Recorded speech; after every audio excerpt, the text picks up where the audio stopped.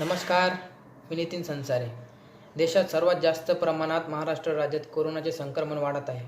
महाराष्ट्रात 7,628 corona positive झाले आहेत. मुंबईमध्ये सर्वात जास्त प्रमाणात संक्रमण होत आहे. सध्या मुंबईत 5,049 तर पुण्यात 1,030, ठाणे 717, पालघर 139, नाशिक 131, नागपूर 107 या 6 जिल्ह्यांमध्ये अधिक प्रमाणात संक्रमण होत आहे. ही आकडेवारी मी द हिंदू न्यूजपेपरमधून घेतली आहे. लॉकडाऊन संपल्यानंतर काय होईल आपल्याला माहीत नाही. यापूर्वी किती विषाणू आले, त्यांची कशी तयारी केली गेली, काय परिणाम झाला, बघूया रवीश कुमार सरांची रिपोर्ट प्राईम टाईम.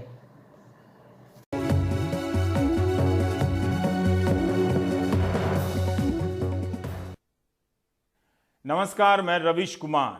यह समय सिर्फ तालाबंदी और उसके असर से डरने, जानने और समझने का ही नहीं है, बल्कि इतिहास में लौटकर जानने समझने का भी है कि उस दौरान जब महामारियों का प्रकोप टूटा, करोड़ों लोग मरे, तो मनुष्य ने इसका सामना कैसे किया और अपने लिए भविष्य की दिशा कैसे तय की. आज भले ही हम ये नहीं समझ पा रहे हैं कि कोरोना के बाद इंसानी जिंदगी का भविष्य क्या होगा, लेकिन इतिहास से हम काफी कुछ सीख सकते हैं. हर सदी में महामारियों का प्रकोप रहा है. कभी 5,000 लोग मरे हैं, कभी 5 करोड़ लोग मरे हैं. और उसके बाद साइंस ने, मेडिकल साइंस ने कुछ ना कुछ प्रगति भी की है.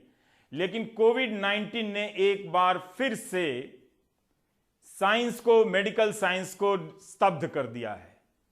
उनका इम्तिहान ले लिया है.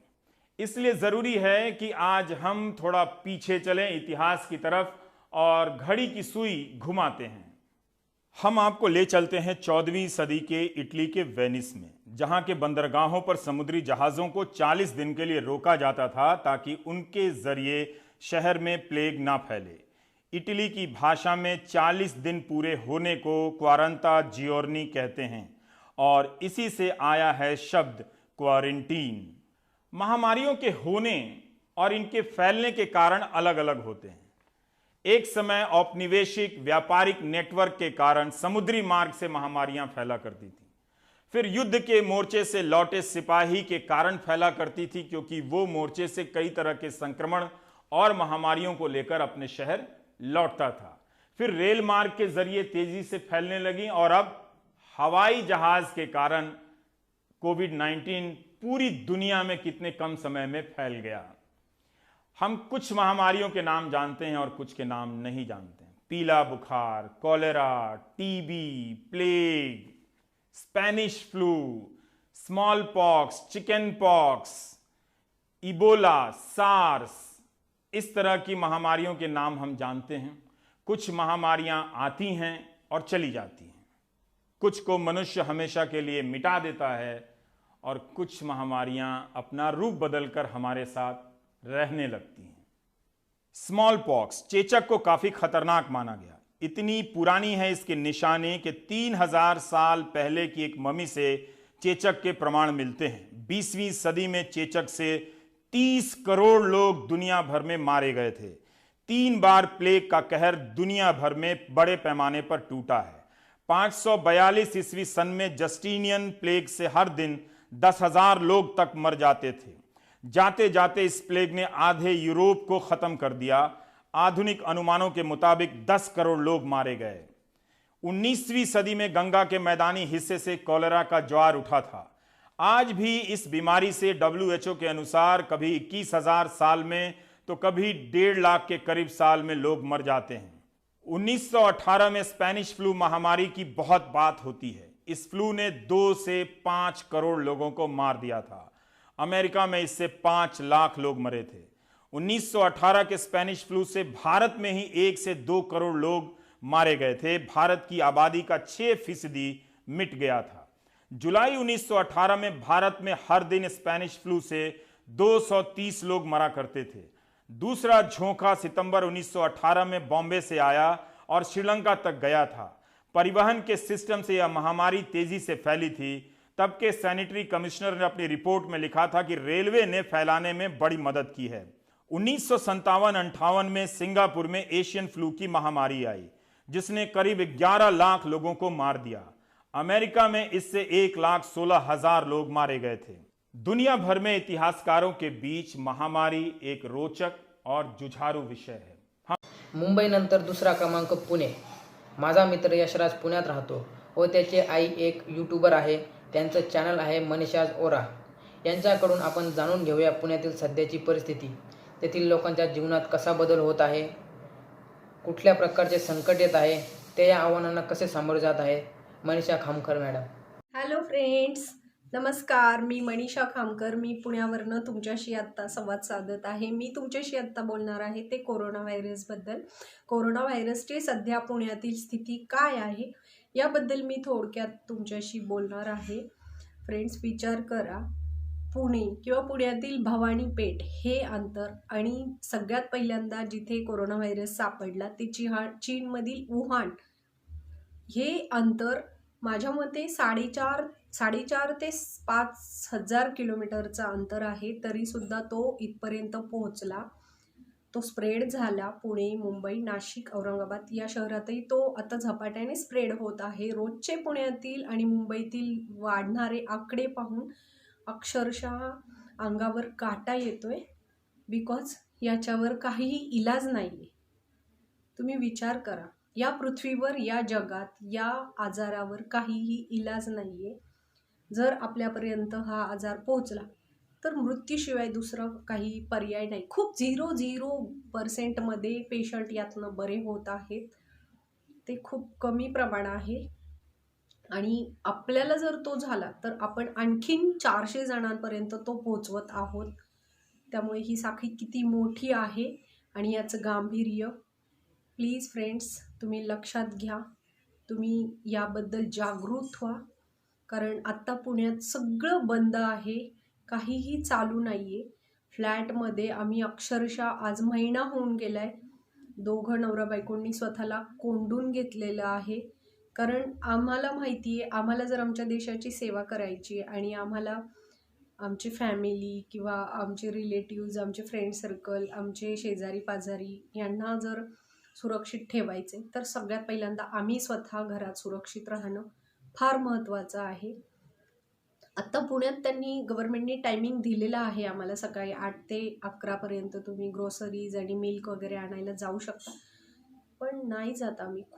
खूप रेअरली आम्ही म्हणजे आमच्यापैकी एकच जण, माझे मिस्टर जातात 8 दिवसातनं 10 दिवसातनं एखादे दिवस आणि जे आम्हाला लागेल ते घेऊन येतात. ते 6 दिवस झाले आम्हाला भाजीही मिळत नाही आहे, कारण सगळं सील झालेला एरिया आहे.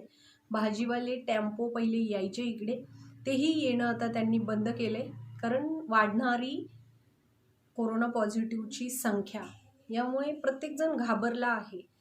म्हणजे माझ्या लाईफमध्ये मी मोठ्या कुटुंबात किंवा एकत्र फॅमिली, जॉईंट फॅमिलीत राहिलेली व्यक्ती आहे, परंतु आत्ता या क्षणाला आमच्या एवढ्या मोठ्या फ्लॅटमध्ये फक्त मी आणि माझे मिस्टर आम्ही दोघंच आहोत. कारण कोरोना व्हायरस स्प्रेड व्हायला लागला आणि लॉकडाऊन होण्याच्या नुकतंच 4 दिवस आधी माझी दोन्ही मुलं त्यांच्या आजी आजोबांकडे गेलेली होती आणि नंतर 4 दिवसांनी लॉकडाऊन झाला. त्यानंतर ना त्यांना इकडे येता येते ना आम्हाला तिकडे जाता येते. म्हणजे विचार करा आम्ही कसं राहतो इथं, किती ह्या सगळ्या गोष्टींना फेस करणं हे किती त्रासदायक आहे. पण काही ऑप्शन नाही आहे ना आमच्याकडे, आणि आम्हाला इतरांच्या जीवाशी खेळण्याचा काही अधिकार नाही आहे. सो आम्ही इथेच राहणं पसंत केलेलं आहे आणि आम्ही इथेच घरात राहिलेलो आहोत. विचार करा मित्रांनो तुम्ही, की जर हा आजार झाला आणि जर त्यातनं बाय चान्स आपला मृत्यू झाला तर आपल्याला पाहायला किंवा आपल्यासाठी रडायला आपले प्रियजन, आपले आप्तस्वकीय, जे आपले सगळ्यात जवळचे फ्रेंड्स किंवा जे प्रिय व्यक्ती आहेत ते रडण्यासाठी काय किंवा पाहण्यासाठी सुद्धा येऊ शकत नाही. आणि असा दुर्दैवी मृत्यू मला नाही वाटत कोणाला हवा असेल. आणि जर हे सगळं टाळायचं असेल तर प्लीज घरात राहा, स्टे होम, स्टे सेफ. कारण आपण घरात राहिल्यामुळंच आपण या कोरोना व्हायरसला हरवू शकतो. ही साखळी आपण तोडू शकतो, मोडू शकतो. याच्यावर दुसरा काहीही उपाय नाही आहे. आज आपले एवढे मोठे पंतप्रधान त्यांनी हा एवढा मोठा निर्णय घेतलाय, पूर्ण देश त्यांनी थांबवलाय, लॉकडाऊन केलंय. त्यांना माहिती आहे या निर्णयामुळे आर्थिक पातळीवर आपण खूप मागे जाणार आहोत, पण इट्स ओके. त्यांना हे चालेल, कारण त्यांना माहिती आहे आज ना उद्या आपण त्या लेवलला, आर्थिक लेवलला नक्की येऊ, परंतु आपल्या देशातील लोकांचा किंवा आपल्या देशवासियांचा गेलेला प्राण आपण परत आणू शकत नाही. सो त्यांनी हा एवढा मोठा निर्णय घेतलेला आहे. ते काही वेडे नाही आहेत. तुम्ही याचं गांभीर्य लक्षात घ्या. तुम्ही या गोष्टींचा विचार करा. वुहानमधून भवानी पेठेत यायला त्याला कितीकसा वेळ लागला, तर भवानी पेठेतून किंवा मुंबई, नाशिक, औरंगाबादमधून तो आत्ता तुम्ही जिथे राहताय तिथपर्यंत यायला त्याला किती वेळ लागेल याचाही जरा विचार करा. आणि उगीचच कर्फ्यू लागलाय किंवा संचारबंदी आहे, मग ती कशी आहे हे पाहण्यासाठी तुम्ही बाहेर जाऊ नका.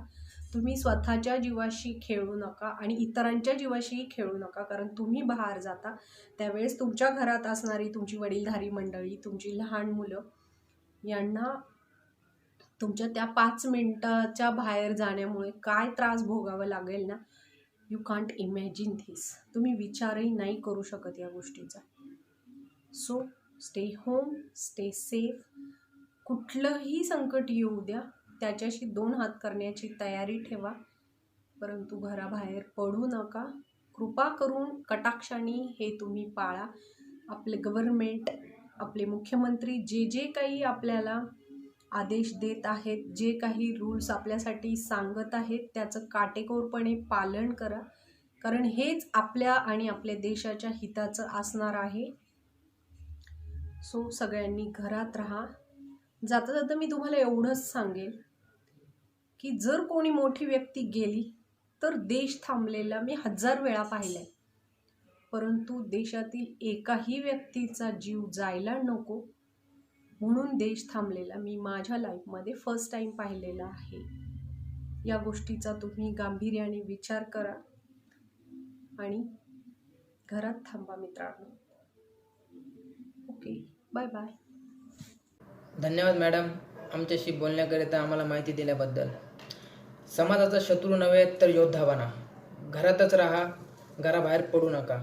अत्यंत गरजेचे असल्यास बाहेर फिरताना मास्क वापरा, सामाजिक अंतर पाळा, घरात प्रवेश करताना हात स्वच्छ धुवा, गरम पाणी प्या.